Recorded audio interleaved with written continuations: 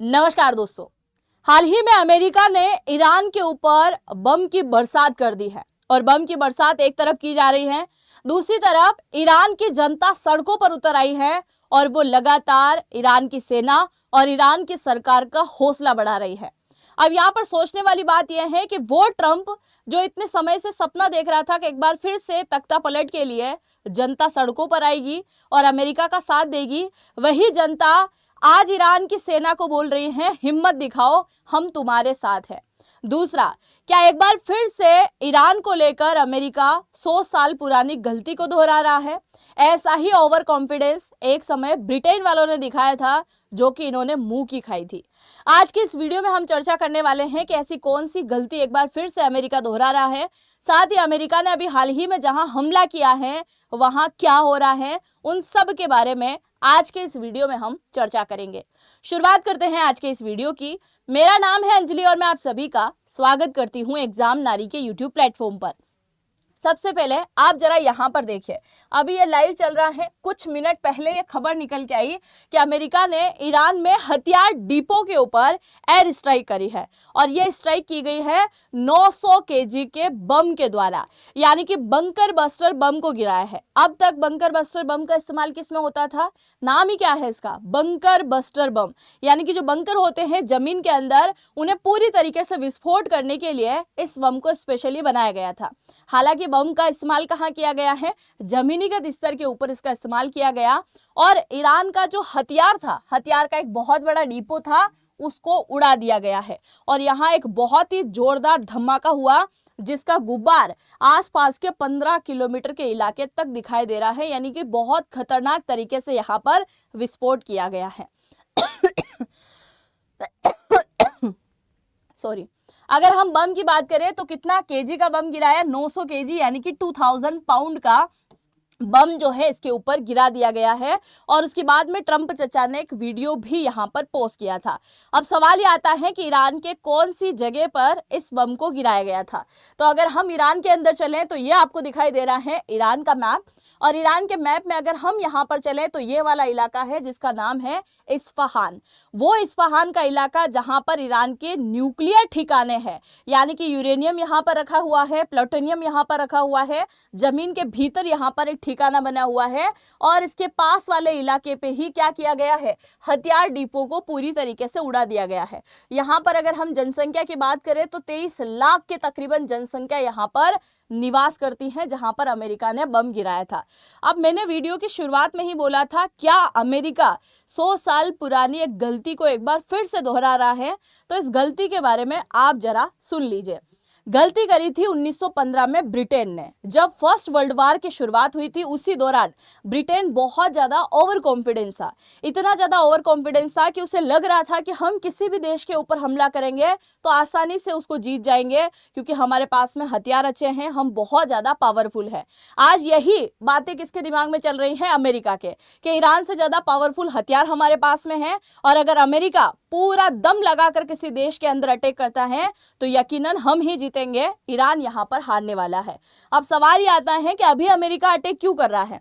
उसके 2-3 रीजन हैं। पहला, हॉर्मुज स्ट्रेट को खुलवाने के लिए, दूसरा, ऑयल के ऊपर कब्जा करने के लिए, और तीसरा, ईरान को पूरी तरीके से झुकाने के लिए ताकि वो कभी भी परमाणु ना बनाए। यही वो चाहता है ना? ठीक इसी प्रकार का कारण था 1915 में ब्रिटेन के पास में। ओवर कॉन्फिडेंस में आकर ब्रिटेन ने क्या किया? तुर्की के अंदर अटैक कर दिया और उस समय तुर्की के अंदर ऑटोमन साम्राज्य का राज हुआ करता था, जो कि कमजोर शासक नहीं थे।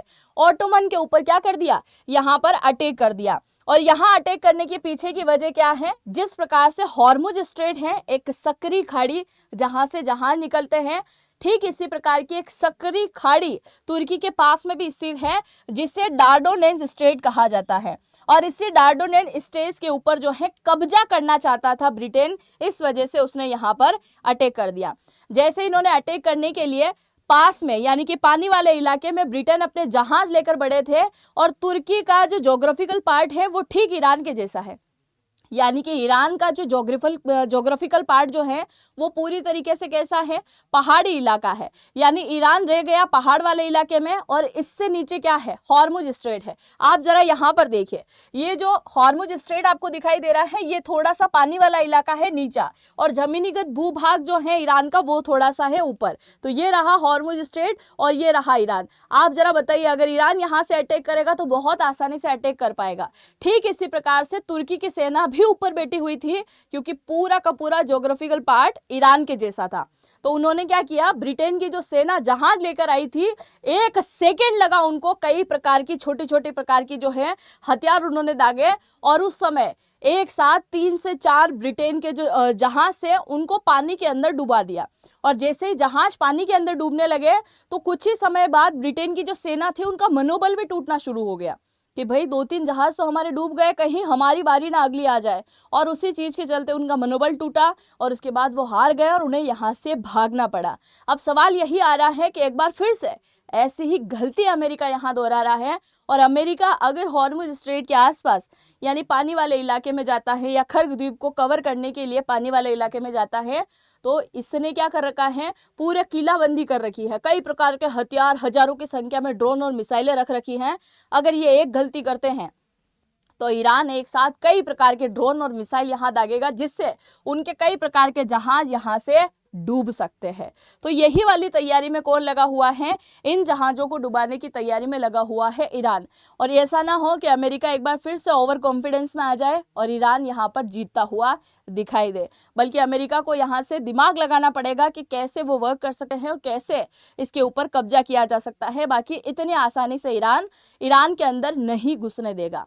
अच्छा चलो वापस अगर हम पॉइंट के ऊपर आ जाएं, तो इस वाले बंकर बस्टर बम से जो है अभी हाल ही में अमेरिका ने अटैक किया था, तो आप देख सकते हैं ये है 900 केजी का बंकर बस्टर, जिसको अभी हाल ही में अमेरिका ने कहाँ गिराया है, ईरान के अंदर गिरा दिया है। अब ये बातें तो चल रही हैं, अमेरिका अलग से अटैक कर रहा है, हॉर्मुज स्ट्रेट को कवर करने की बातें कर रहा है। दूसरी तरफ ईरान क्या कर रहा है, ईरान पूरी दुनिया को हिलाने में कोई कसर नहीं छोड़ रहा है। अब ईरान ने क्या किया, सुनिए जरा। 31 मार्च सुबह 10:30 बजे ये खबर निकल के आई आज के दिन, हॉर्मुज स्ट्रेट से गुजरने वाले जहाजों के लिए टोल वसूलेगा ईरान। अच्छा, ये टोल प्रथा पहले कौन लेके आया था, परमिट वर्मिट वाली चीजें पुर्तगाली ही लेके आए थे ना, पानी में जाकर बैठ जाते थे। कार्डज पद्धति जो लेके आए थे कि भाई कोई भी यहाँ से निकलेगा जहाज, चाहे किसी का भी हो, उन्हें यहाँ पैसा देना पड़ेगा। और वही वाली पद्धति आज नए प्रकार से ईरान लेकर आ रहा है। ईरान बोल रहा है कि अगर तुम्हें यहाँ से निकलना है तो आपको टोल देना पड़ेगा हॉर्मुज स्ट्रेट से निकलने के लिए।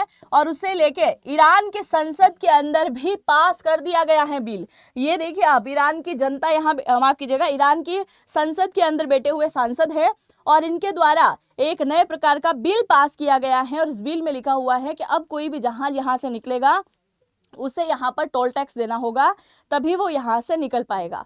और वो कितना चार्ज रहेगा, कम से कम 10% चार्ज यहाँ पर रहने वाला है।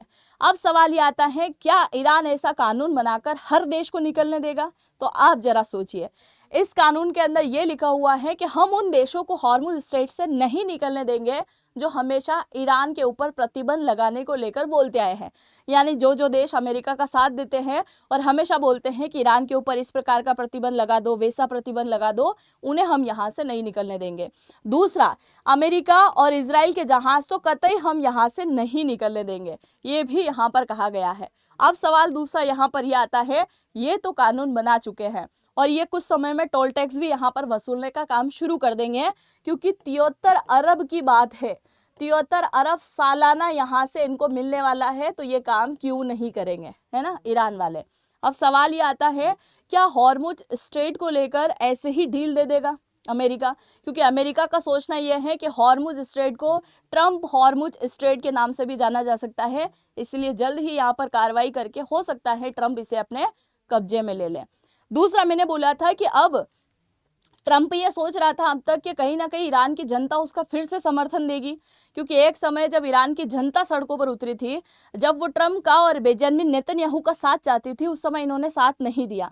आज क्या हो रहा है, ईरान की जनता एक बार फिर से सड़कों पर है पर सड़क पर जो उतरी है ना सेना, मतलब जो जनता उतरी है, वो ईरान का सपोर्ट कर रही है, अमेरिका का विरोध कर रही है, इजराइल का भी विरोध कर रही है।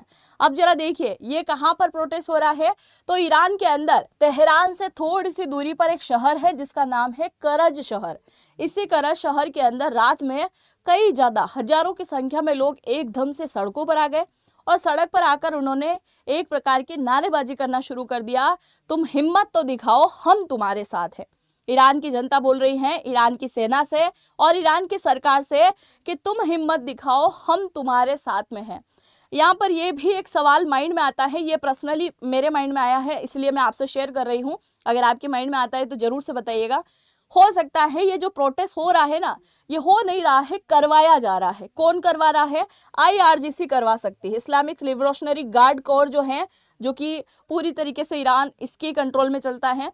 तो IRGC जो खामनेई की पर्सनल सेना थी, वही जबरदस्ती ये प्रोटेस्ट करवा रही हो या उनके बोलने पर यहाँ पर प्रोटेस्ट हो रहा हो, ताकि अमेरिका को ये फील करवाया जा सके कि अमेरिका जो गलत फहमी में बैठा हुआ है कि आज नहीं तो कल ईरान की जनता उसका समर्थन करेगी, लो देख लो ईरान की जनता तुम्हारा नहीं बल्कि ईरान का ही समर्थन कर रही है, इस प्रकार की बातें दिखाई जा रही है। दूसरा, IRGC के डर की वजह से भी प्रोटेस्ट हो सकता है, क्योंकि आप सभी को याद होगा आज से कुछ समय पहले जब ईरान की जनता सड़कों पर उतरी थी तो IRGC ने उनके ऊपर गोलियां चला दी थी, उनके ऊपर कई प्रकार के जो है अत्याचार कर दिए थे, जिसकी वजह से 3 से लेकर 6,000 के आसपास लोगों की वहां पर मौत हो गई थी और उसके बाद में अचानक से प्रोटेस्ट खत्म हो गया था। तो कई प्रकार के रीजन यहाँ पर हो सकते हैं। बाकी आप क्या सोचते हैं, अपना जो भी कारण रीजन आप सोचते हैं लिखिएगा जरूर से कमेंट सेक्शन में। और अगर आप मुझे इंस्टाग्राम पे फॉलो करना चाहें तो अंजलि वॉइस के नाम से आपको मेरी ID मिल जाएगी, आप मुझे यहाँ से फॉलो कर सकते हैं, है ना। तो आई होप मैंने जो आपको जानकारी यहाँ साझा की आपको समझ में आ गई होगी। अगर आप चैनल पर पहली बार आए हैं तो सब्सक्राइब जरूर से कर दीजिएगा, क्योंकि शाम वाला वीडियो एक बहुत ही खतरनाक वीडियो आने वाला है, तो जरूर से सब्सक्राइब कीजिएगा। और अगर आप जनरेटिव AI को सीखना चाहते हैं तो यहीं पर आपको एक कोड लगाना है नारी100, और नारी100 कोड लगाते ही आपको अच्छा खासा डिस्काउंट यहाँ पर मिल जाएगा। हम मिलते हैं नेक्स्ट वीडियो में, तब तक के लिए जय हिंद जय भारत।